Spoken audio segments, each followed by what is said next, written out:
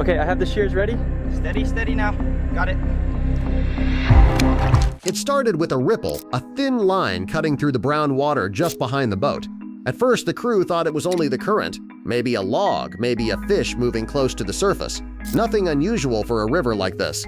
But when it didn't drift away, when it stayed behind them for almost 20 minutes, matching every turn the boat made, even the experienced guide started watching it more carefully.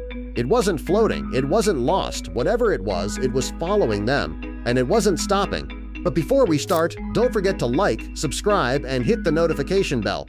The passengers leaned over the side of the riverboat.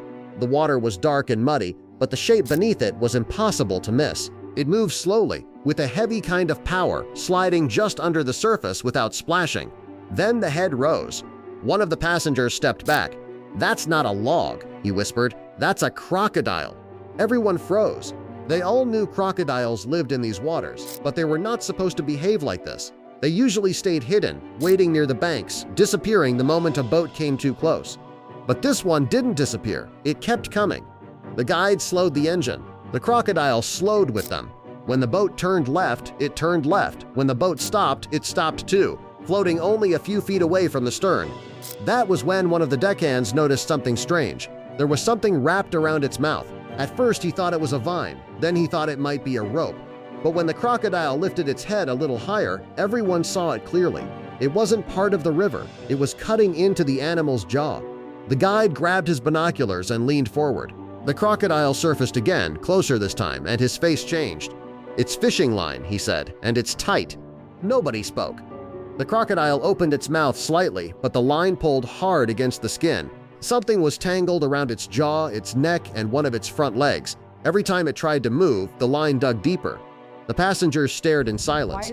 A creature they had feared only minutes earlier was now circling the boat like it was asking for help. The guide called the wildlife rescue team. Then he kept the boat moving slowly, careful not to scare the crocodile away. But the animal didn't leave. It stayed close, rising and sinking beside them, always keeping the same distance. Almost like it knew, almost like it had chosen them. When the rescue boat arrived, the crocodile did something nobody expected. Okay, slowly now. Get the head. It stopped near a patch of reeds and rested there, half submerged, barely moving. The rescuers approached with long poles and thick gloves. One wrong move could send the animal thrashing into the water, but the crocodile remained still. Its eyes stayed open, watching every movement. The first rescuer hooked the loose end of the fishing line. The second leaned forward and cut it. The line snapped. For a moment, nothing happened. Then the crocodile opened its mouth wide for the first time. Everyone on the boat stepped back. But it didn't attack, it didn't lunge, it only stayed there, breathing heavily, as the rescuers removed the last pieces of line from around its leg and neck. That was when they saw why it had been following the boat. Tangled in the same line, hidden beneath the reeds, was a smaller crocodile, a young one. Its body was twisted in the netting, exhausted, barely able to keep its head above the water. The rescuers moved fast. They cut the net from the young crocodile's body and pulled it free. It was weak but alive.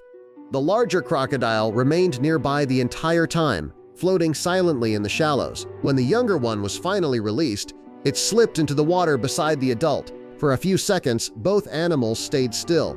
Then the larger crocodile turned toward the riverboat. It lifted its head once, as if taking one last look, and then both crocodiles vanished into the muddy water. Experts would later say the behavior was unusual, but not impossible. Crocodiles are far more aware of their surroundings than most people realize, and in rare cases, injured animals have been known to approach humans when they can no longer free themselves. But for the people on that boat, the explanation didn't matter as much as what they had seen with their own eyes. A predator had followed them through the river, not to hunt, not to attack, but because it needed help, and somehow it knew exactly where to find it.